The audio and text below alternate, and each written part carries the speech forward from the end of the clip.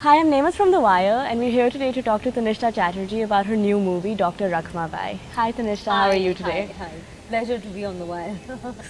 So, just to start us off, could you tell us a bit about what the movie is about, so if people haven't heard of it and things like that? Yeah. So, Dr. Rakhmabai is the story of the first practicing lady doctor of India, and a lot of people don't know about her.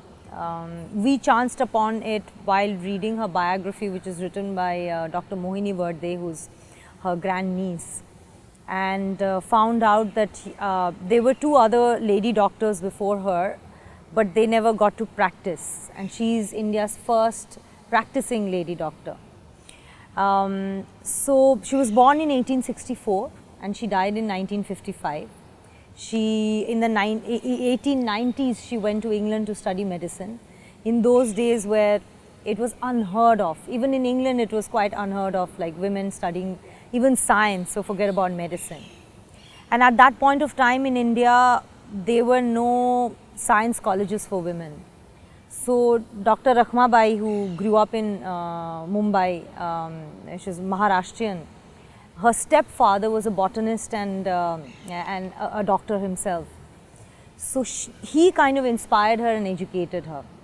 And right from her childhood, she always felt that she wanted to become a doctor. She wanted to do something in her life. But at a tender age of 11, as was the custom in those days, she got married. And again in the 1890s, she fought a court case against the British court at that point of time and against the Hindu Marriage Act. And she said that she refuses to live with a husband that she did not choose. And that was a huge statement in that time, and the Hindu community like really protested, and they also told of the British, saying that you don't get involved in our customs.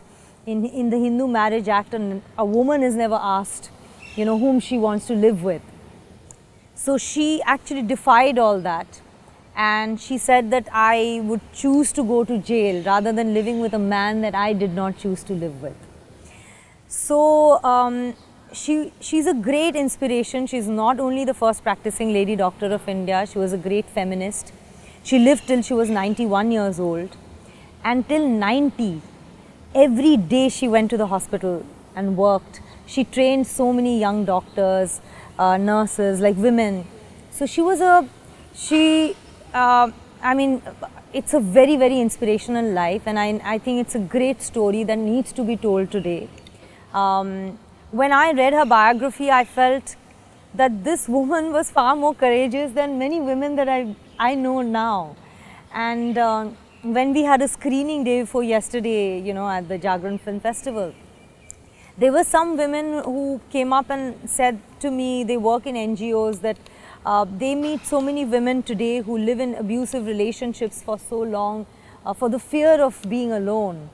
And Dr. Rakhmabai, who was born in 1864, lived alone till she was 91 in that era. So yeah, it's a great life, and I had the privilege of playing Dr. Rakhmabai. I was actually really struck by how much you can relate to a woman, even though she was in the 19th century, and how a lot of these concerns are the ones that we still find valid, like living alone, trying to study further, age of marriage. And it ended up being a movie about so much more than just being a doctor or just being a woman or just going abroad to study, or all of these things, they kind of collapse together. Right. And I was just really wondering about the portrayal of, how she feels a certain way about her consent when she's marrying someone and whether she wants to live with her husband or not. And how the movie tackles the fact that it became an issue between the Indian side and like the British.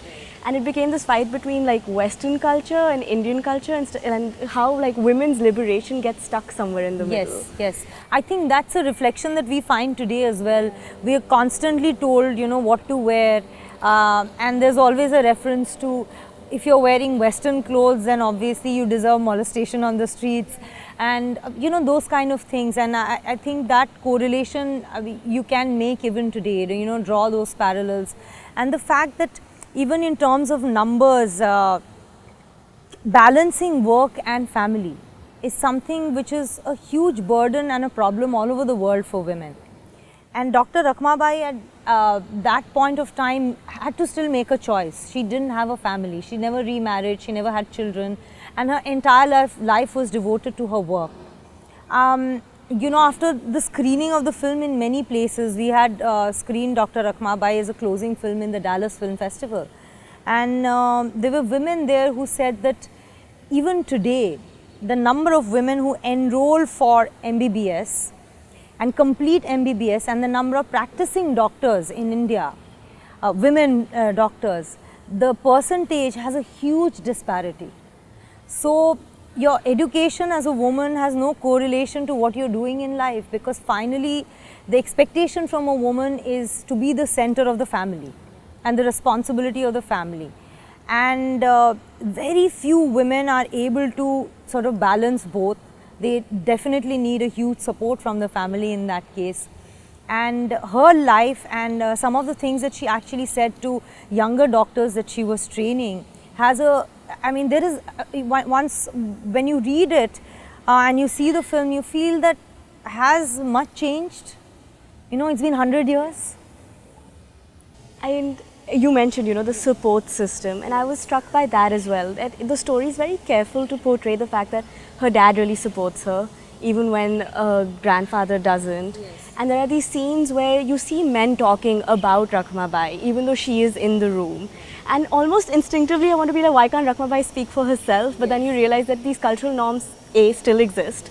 And it's important to have that structure in place, that she wouldn't have been able to do a lot of the things that she did had her stepfather not, you know, Allowed. Yeah, it's still allowing. You Yeah. know, the first lady doctor of India, Dr. Anandibai Joshi, could become a doctor because her husband actually encouraged her. And she went to America in those days to study medicine. But, you know, the male member, whether it's a father, brother, grandfather or husband, he needs to allow the woman. You know, many times we are asked that, Arey, you're an actress, your parents allowed, your dad didn't say anything. If an actor is married, then she's asked, your husband allows you to do this. You know, so these things are definitely, it's still there, that I'm allowed to. And it hasn't changed much. No, it hasn't changed. And even though I would say that because, I mean, Dr. Rakhmabai is, I mean, and in many ways the male characters in that film, therefore, and in the story itself, they portray probably, you know, the progressive thought that would allow the woman to be empowered, so that the next generation, there's no question of allowance, you know, that then you can make your choice. And that's a great point, you can make it, you know, it has to go forward. Right. I was also struck by the fact that the movie takes a positive look on Dr. Rakhmabai. But even after the screening, you'd mentioned that there was, you know, there were aspects of her that she sort of had this thing up against all men, that they were all an impediment to people's lives, and that there was a conscious decision to not go down that way in the narrative. I think Anant Mahadevan, who directed the film, he made a very conscious effort to give a very positive story. Of course, Dr. Rakhmabai's story is very positive. And I think in life, in anybody's life, there would be certain aspects where you would feel lonely, you would feel a little depressed and down if you've lived for 91 years, you know, and seen so much of the world. But to pick up those aspects where you did not feel that, where you felt courage, where you felt empowered, where you felt that I can make those choices. Because when she came back from England and chose to practice, that was a choice that she made. And I think that was a very courageous choice, because for her it would have been very easy to practice in England and had a very cushy life there and continued. But she actually decided to come back to India, where women doctors were more needed, because women did not go to doctors. They were scared of going to male doctors and the male touch, but they did not have enough female doctors. So to make that change she decided to come back to contribute to that change and actually gave her life only to that. And she never treated it as a sacrifice, you know, and that's what Mr. Anand Mahadevan, who's directed the film, wanted to, you know, bring forward and portray that this was not a service or sacrifice. This is what she wanted to do. That's what like brought in fulfillment and happiness and you know, meaning to her purpose and life.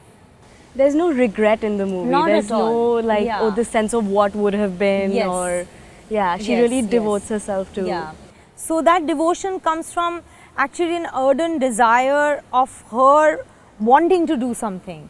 So even when you read the biography and read her letters and all, you realize that she never treated it as a sacrifice. You know, I mean, we would say that, oh yeah, she actually gave up that to come here. But that was her desire, and that was the that was the courage that she had. Yeah. What were some of your personal challenges in playing Dr. Rakhmabai?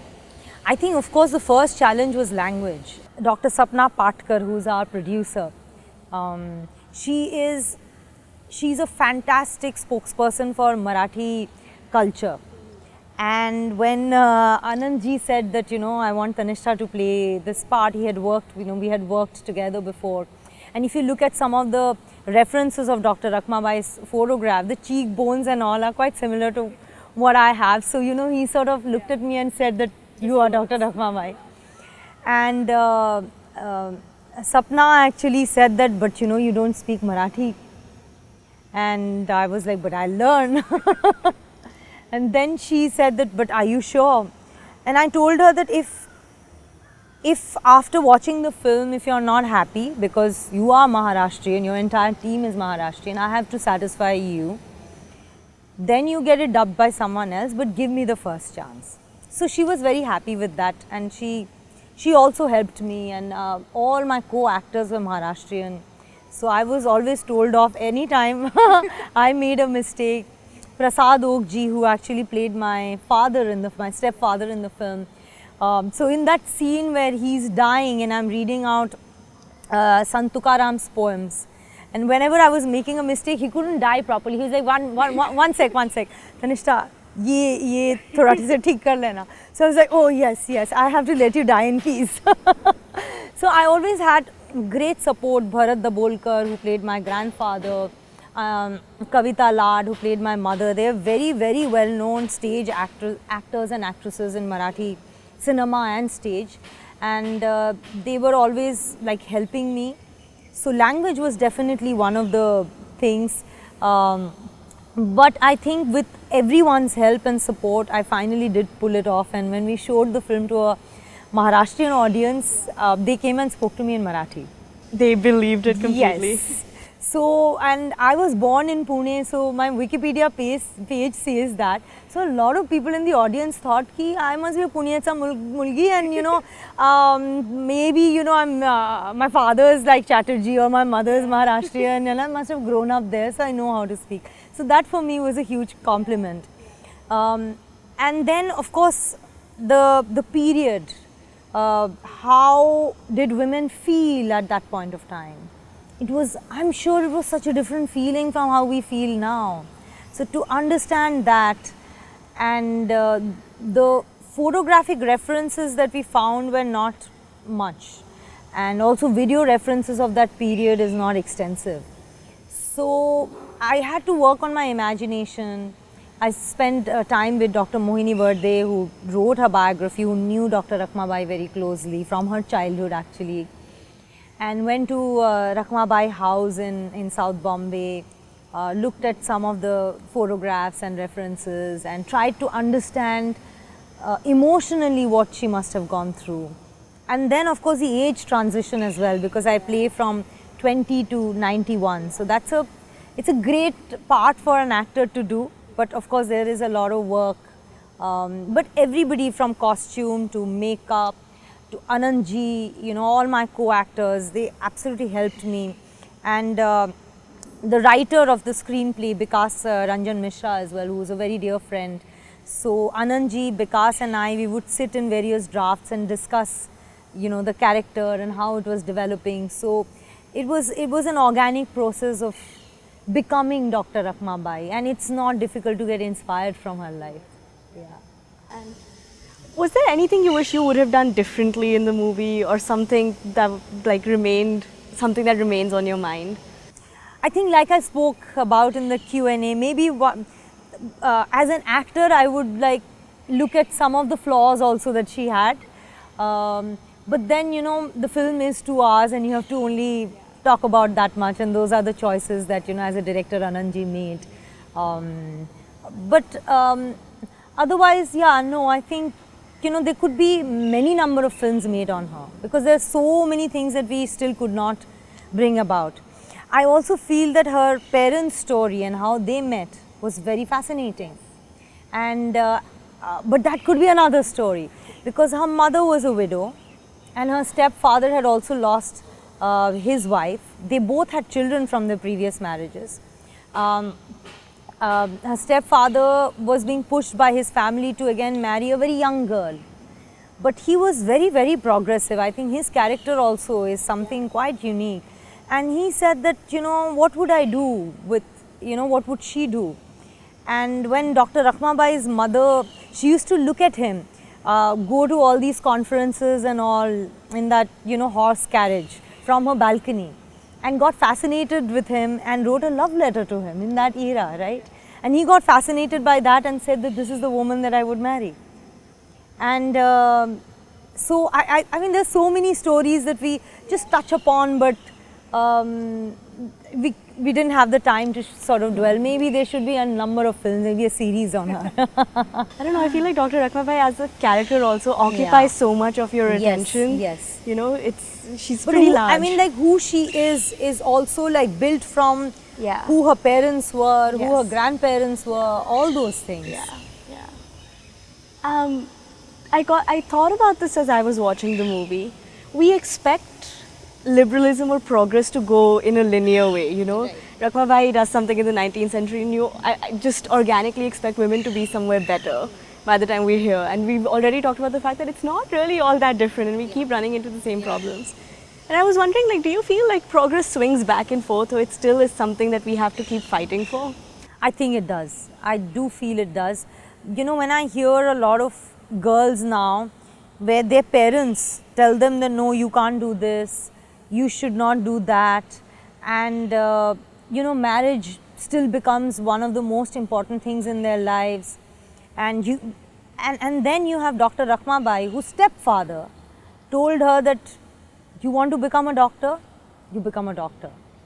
He was the one who said that itni jaldi shaadi karne ki kya zarurat hai. He is the one who pushed her going and living with her in-laws. So obviously, like, you know, in that era you had somebody who was that progressive, who was not militantly opposing to the idea of a woman being educated. In fact, quite the reverse, that he believed in women's emancipation and education, and freedom of choice for women. So there's a lot to learn from that for today's parents, and not to fear. And today we hear, I mean, not only in villages and small towns, but even in bigger cities where female fetuses are killed, and that people don't want women, they don't want girls, and they still think they're a burden, कि उनकी शादी होनी चाहिए और dowry देना पड़ेगा. We still have all these things.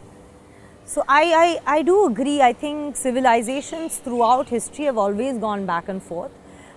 We've seen even in the history of our nation, there were periods where we were far more progressive as far as gender equality or class equality or any of those thoughts or spiritual quest is concerned. We've had in the history of our nation also, if we read and if we know, we've had far evolved periods of history than we are right now. Yesterday, actually, when I was in this conference at the India International Center about education, and we were talking about how Western thought is allowing us to be progressive, and I said that, you know, that is not true at all. That is our colonial hangover. And we were talking about cross-dressing, LGBT rights and all that stuff, and I said that in Mahabharata, the lead protagonist, Arjun, lived a life of a cross-dresser as Brihanala for 1 year, and that was a part of our pop culture. And today in our pop culture, can we have a hero who's a cross-dresser? But we had it in Mahabharata, you know.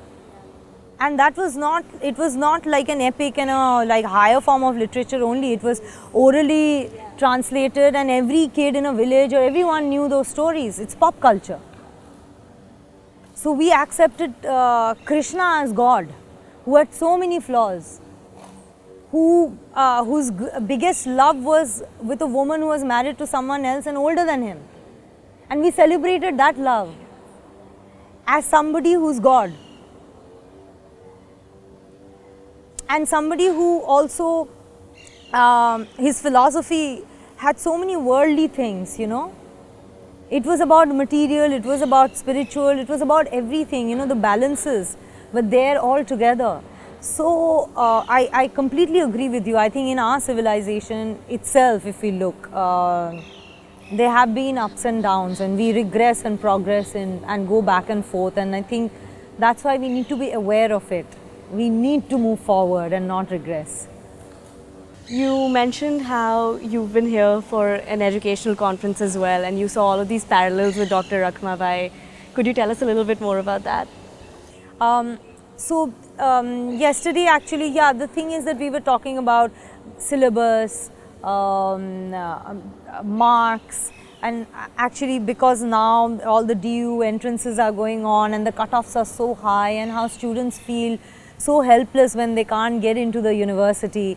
And I feel that, so what I spoke about is that even university education is not the be all and end all of life. I know at 17, when you're out of 12th standard, out of school, it feels like that. But taking again inspiration from a life like Dr. Rakhmabai, where the hurdles were so much more, and taking that courage forward, I started talking about the fact that educators and school and education in itself should impart empowerment. And empowerment has nothing to do with getting a degree. Education also has nothing to do with getting a degree. So students should know that yes, even if I couldn't do this for some reason, there's so many more avenues. I can still make a difference to myself and to the society by doing so many other things. And there are great examples of people, original thinkers and people who've changed the world, who've actually never been to a university, who've also dropped out of universities, and these are recent examples as well. You know, people who have revolutionized the internet, many of them are college dropouts. So I think to get also inspired by that and remain inspired and not feel depressed, that a cutoff percentage is not the end of life. And I feel our schools and our teachers should give that courage and empower the students by making them feel so. So we were basically talking about that. Having had this conversation with you also, I feel like regardless of where you are in life or your gender or your age or anything, there's so much to take away from Dr. Rakhmabai. Yes, absolutely. I think her entire life, like we discussed, she was not only the first practicing lady doctor of India. It is not only about, you know, her education as a medical practitioner. She's definitely much more than that.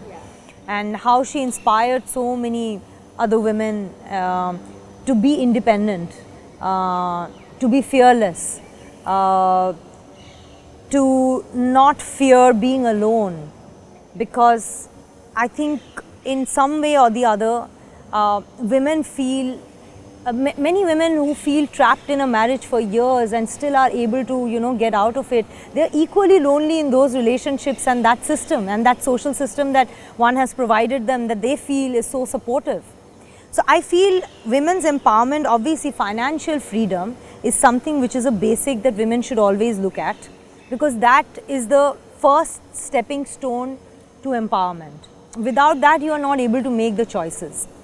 So dependency, whether it is on your father, your brother or your husband, or any of the male, you know, patriarchal system, is something that we have to throw off and first be financially independent. And then of course comes the emotional independence and the practical independence. Thank you, Tanishta. Absolute pleasure. Thanks.